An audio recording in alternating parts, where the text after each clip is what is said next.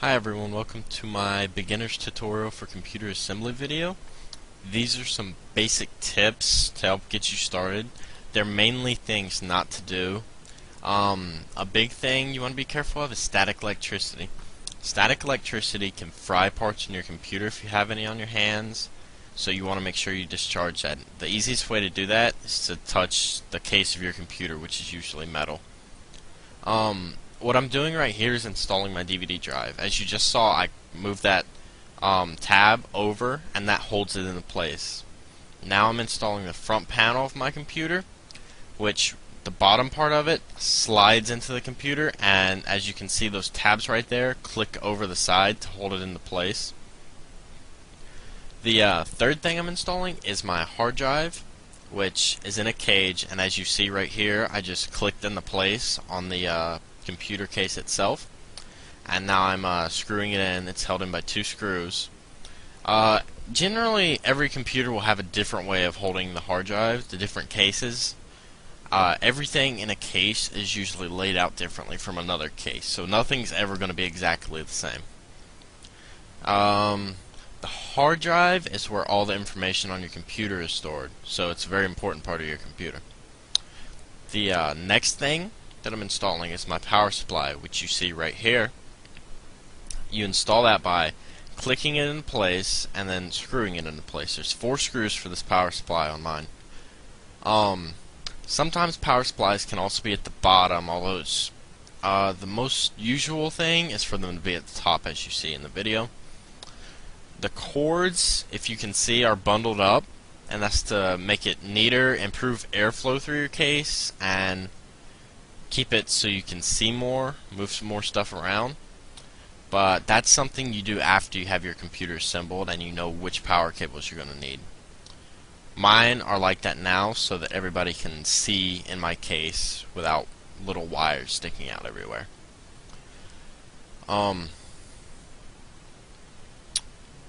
The power supply is another really important part of your computer, and it's pretty self-explanatory what it does. It provides power to all your cards, your motherboard, your DVD drive, your hard drive, to everything.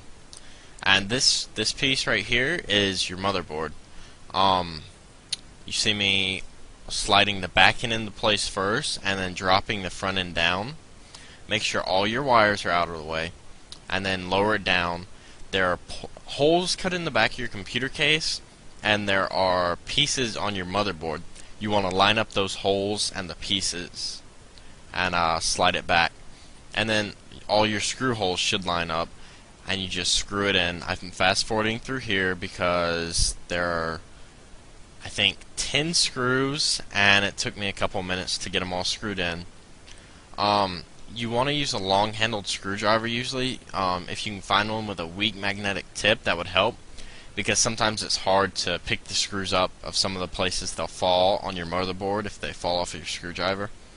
So this helps. The motherboard has all of your circuits on it, has your card slots for things such as your video card, your network cards, and everything.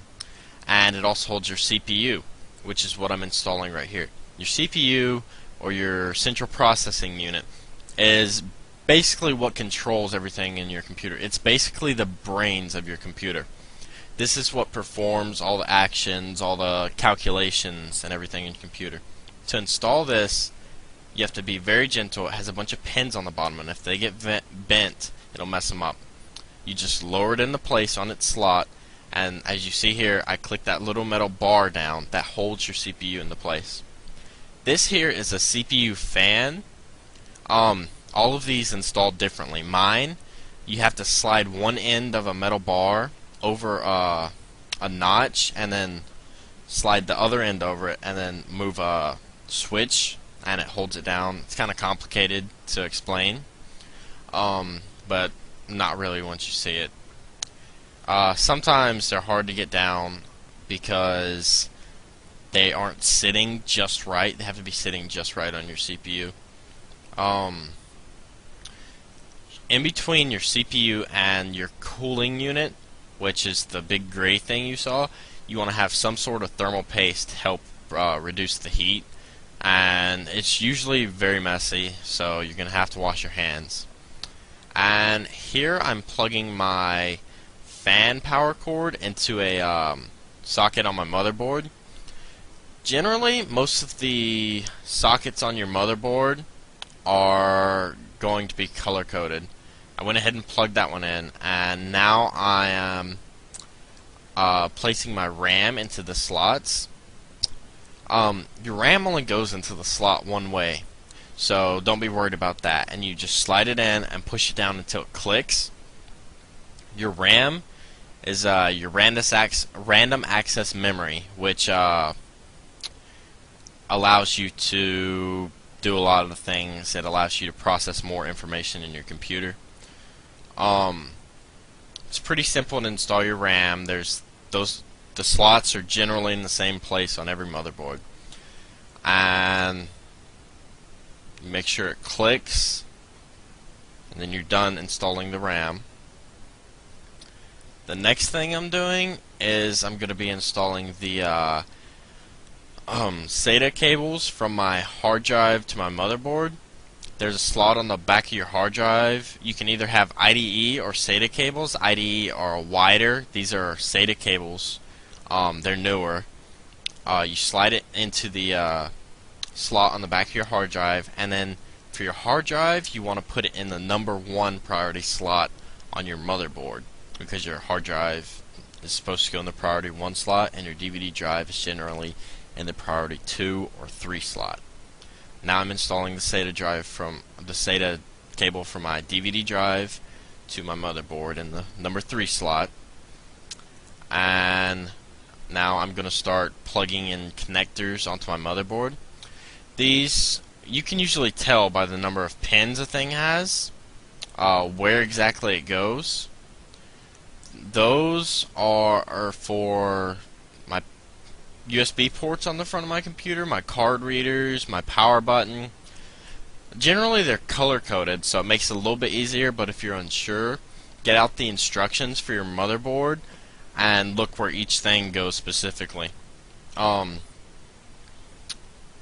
Some plugs are also, they're about half the pins that are on an actual thing in your motherboard, so they just go on the top portion of that connector on your motherboard. I've got a few of those in here, but you can't really see exactly what I'm doing. I had a hard time with the connections because my hands are so big, so if you have large hands, you might have trouble getting all your connections done. But generally it's pretty simple. It's just time consuming because you have to find out what goes where and figure out how to get your hands in there to plug it in. So those are all my card readers and my USB ports.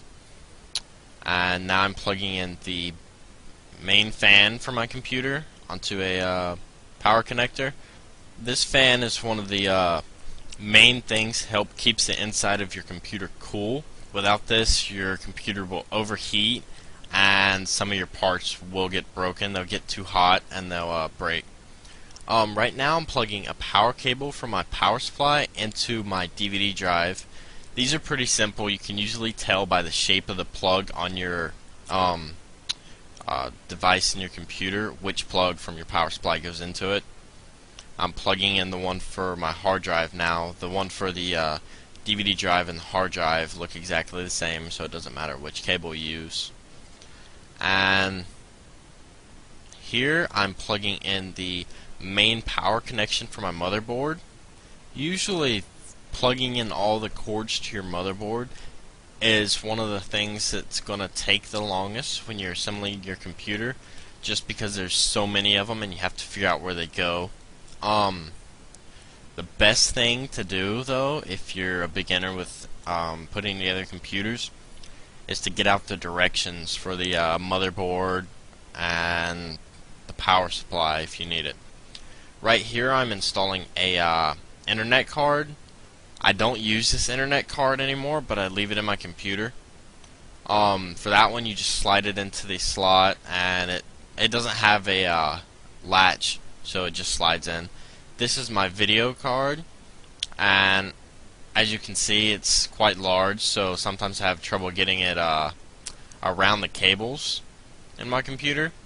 You slide this one into a slot also. The slot for the video card is bigger than the slot for the internet card, and that one does click into place. Your video card will click into place. Make sure that latch clicks. Here I'm putting on the back piece of my computer that holds my cards into place. It's just one screw. There I was pushing down the cables to make sure they're out of the way. And here I'm sliding on the back of my computer. It just slides on and then you screw it in. And those are the basics of how to assemble a computer.